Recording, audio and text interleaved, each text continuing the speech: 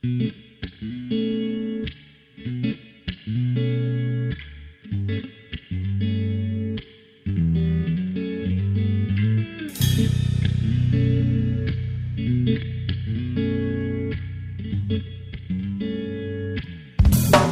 going on, everybody? This is Mike, and this is Serial at Night, episode number 59.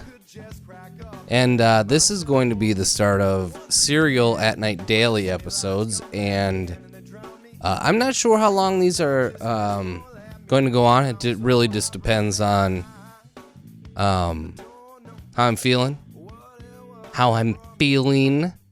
Here's the thing. So I recorded a pile of these, and I thought that I'm going to do Serial at Night daily, and I'm going to just record a pile of these things and then just schedule them. And then I went back and I started to listen to them, and different news comes out, and it didn't feel authentic. And if there's one thing that you're going to get here on RetroGameFix.com, it's authentic. It's being authentic, and that doesn't matter if it's me or me and Mitch when we're doing the Retro Jones episodes. Like, we're authentic, and there's been times where people question that, because sometimes our opinions or my opinions go against the grain, and things like clickbait and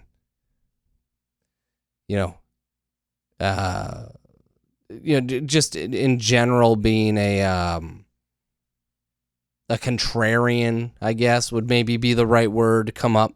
And that's not the case. The case is I have gaming tastes, and I have opinions, and same with Mitch when we do Retro Jones, and sometimes people aren't used to that, I guess. But to that end, I've got a couple things I want to maybe just get off my chest for this initial daily. I don't know if I'm going to get into any raw, like real raw, hard content here this evening.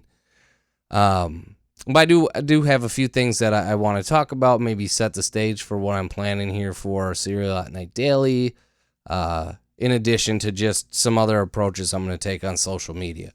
So, moving forward, I'm going to step back from Twitter.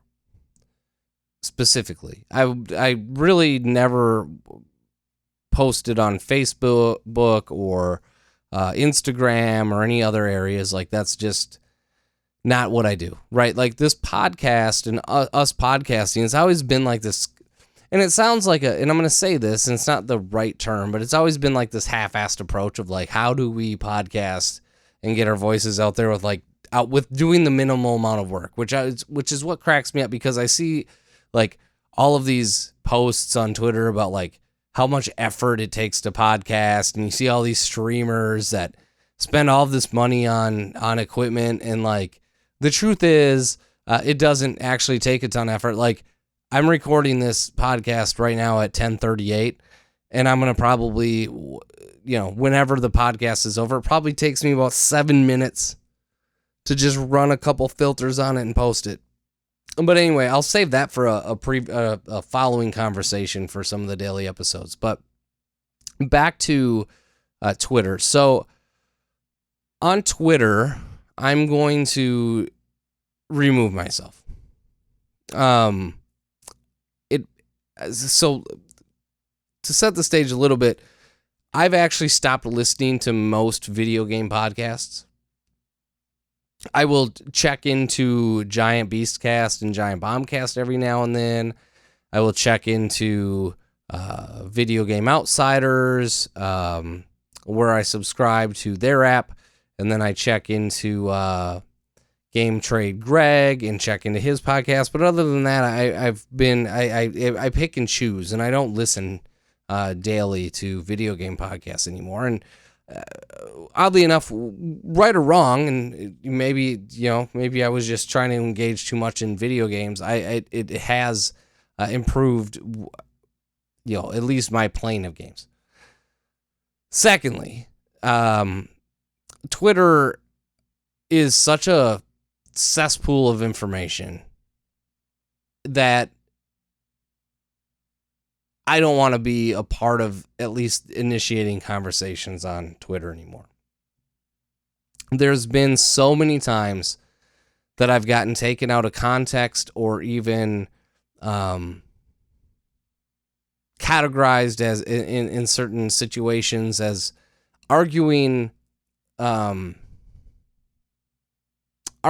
for, how do I put this? I guess arguing for things that I'm not even arguing for. So a good example of that is violence in games, right?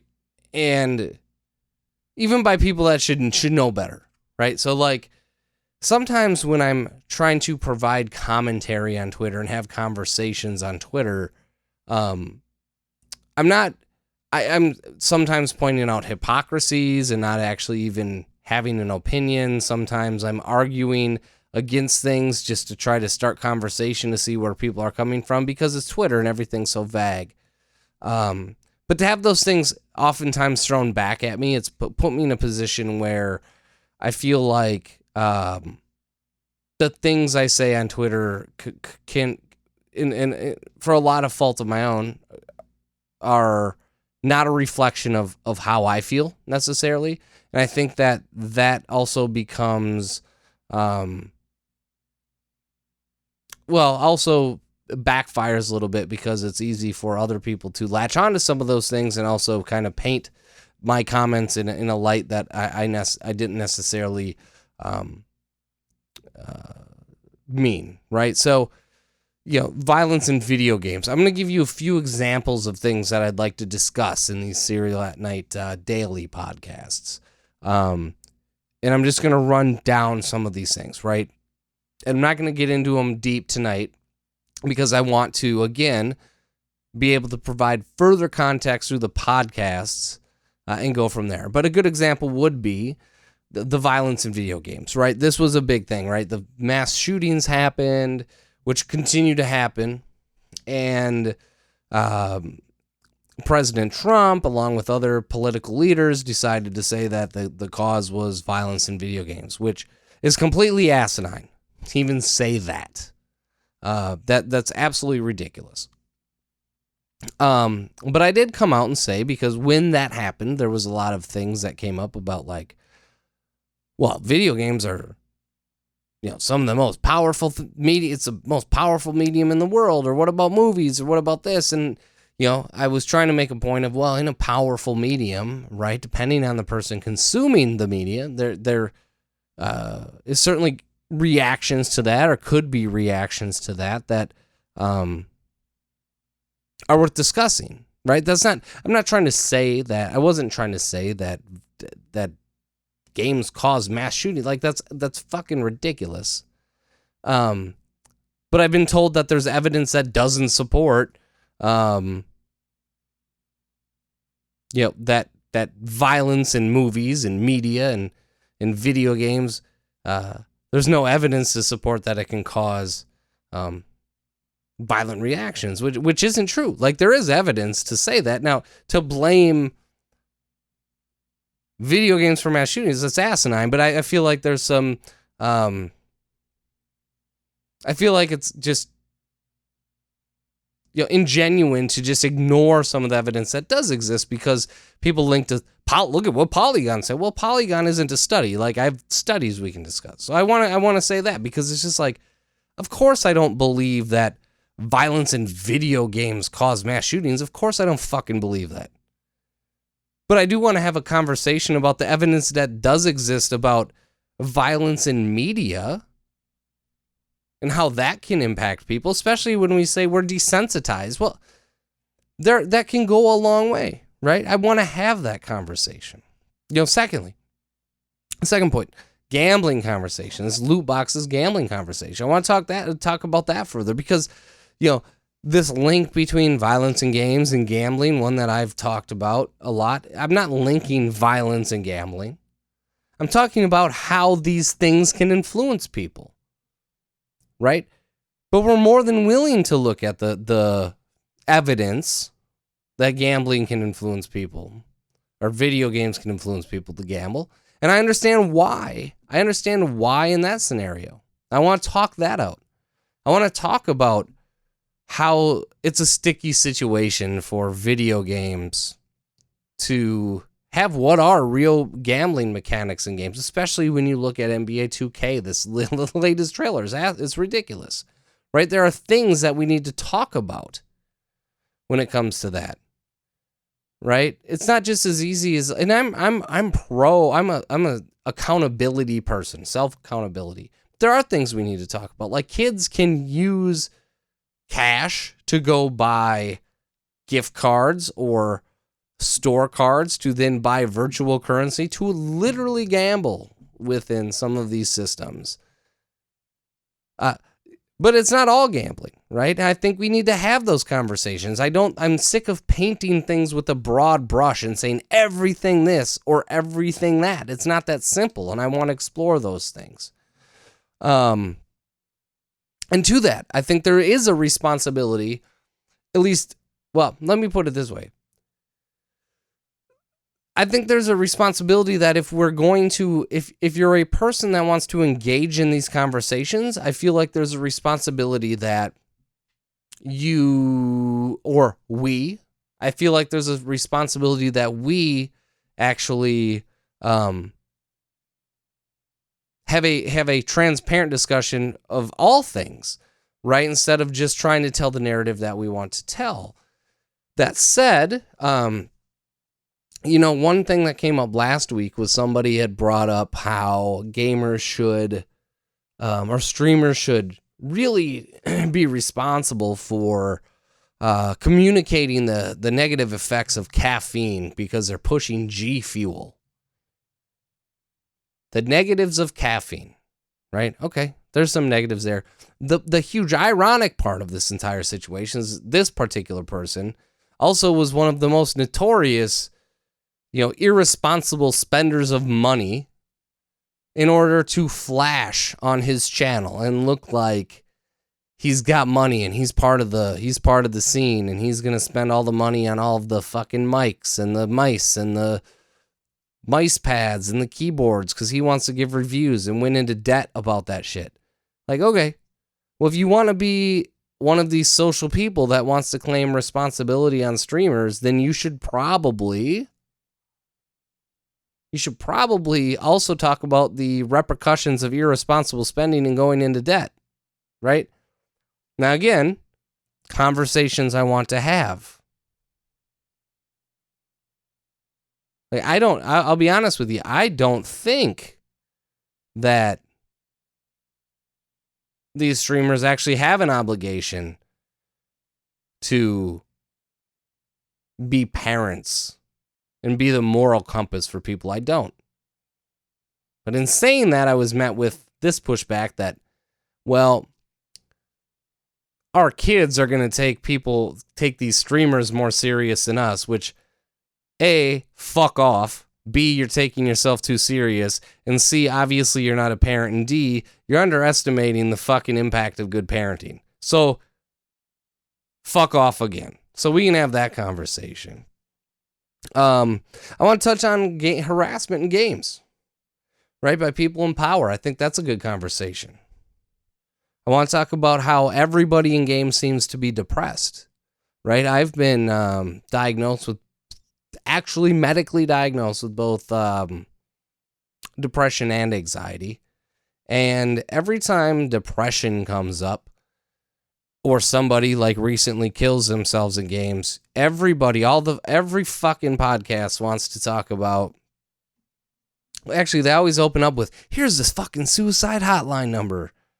And as a person that's been in very dark places in my life, I can tell you right now that, and this is part of the problem, everybody seems to want to have a fucking idea on how to fix depression or anxiety or suicide. But every time you open your fucking podcast with, call this fucking hotline, you end up just sounding like an asshole to people that are actually depressed. Because guess what, you stupid bastards? We know what the fucking hotline number is. I'm not saying that the hotline shouldn't exist. I can even get into scenarios where the hotline is good, and scenarios where the hotline could be one of the worst things to even happen to people. I can tell those stories. But I can tell you right now, if your fucking initial thing is, oh my God, someone killed themselves, call this fucking hotline. Shut the fuck up. Keep your fucking commentary to yourself on things that you don't know something about. It's the dumbest shit, because if you've been impacted by suicide, depression, anxiety, your first response wouldn't be, call the fucking suicide hotline. The people impacted by it don't say it. The families impacted by it don't say, call the suicide hotline. That's just something stupid motherfuckers say to try to sound woke. So stop fucking doing it. So I want to hit on that. Then on a more positive note, I want to talk about things like monitor tech, because there's a ridiculous amount of like just asinine information that people have about like how monitors work, TVs work, displays work, HDR, refresh rates, all that shit. I want to talk about games, control, ray tracing, great examples of that going on right now. Graphics cards, how that tech works. Going to Stadia, competition in gaming, fucking boycotts, are ridiculous right now. Talk about microphones. I want to talk about how there's this huge groupthink as far as the equipment you need to be a fucking streamer. Here's the fucking hilarious part. I've got thousands of dollars worth of audio equipment. And I have it because I've spent thousands of hours in studios in my life. And it became a hobby. I've headphones and microphones and all this shit. And I said this. You can literally record a podcast on $100 microphone, but everyone needs the hottest fucking microphone with the racing chair fucking. It's just everything with gaming is a fucking fraud. Everything's a fucking fraud. Which brings me to my gamers are the problem hashtag that I use. Well, apparently everybody's a gamer now, and everybody's offended that I say gamers are the fucking problem. Well, everybody plays games just like everybody watches movies and everybody eats fucking food. When I was growing up, where I came, the history I have with games is fanboys and gamers, or fangirls and gamers, were one and the same, right? That term was saved for the most irrational hardcore of people that just have no concept of anything. It's like, I love Xbox, I love Sony, I love this, I love that. Gamer and fanboy were one and the same, right? And to me, they still are. The difference is people have tried to say like, oh, gamers used to just be virgins and geeks and blah, blah, blah, blah, blah. So now we're all gamers and we're going to fucking take over the world. And it's like, if that's how you think, you are still the fucking minority gamer that's running around just trying to make a hobby such as games just way more serious than it needs to be. And you can say, but Mike, it saved my life. Well, Mike, games are serious. Okay, but then you're also the kind of person that doesn't want to have a fucking realistic conversation about when games can be impactful to people and when they can't. Like, it's just stupid shit like this. It just infuriates me. So moving forward, again, I'm going to have podcasts that cover these conversations. And I'm going to be passionate about it. And I welcome anybody to challenge me on my opinions. But I'd rather be challenged on my opinions that I'm able to discuss in a podcast format, where I have an opportunity to actually elaborate and have a real conversation. I'd rather be able to bring people onto the podcast where I can actually have conversations with those people. Okay, so that's why I'm going to be disengaging from social media for the most part. And so if I say some asinine stuff on the podcast, feel free to challenge me. But I'm not gonna open myself up to it on social media anymore, at least in the in the foreseeable future. So anyway, that's That's Serial at Night, episode number 50-9, and we're going to do these things daily and see how long I actually do them. And so starting tomorrow, I think I'll get back into that violence in video games concept, maybe touch on some of the gambling things, and then maybe hit on a few of the games I've been playing. But until tomorrow, this is Mike, and this is episode number 59, Serial at Night Daily, RetroGameFix.com. See ya!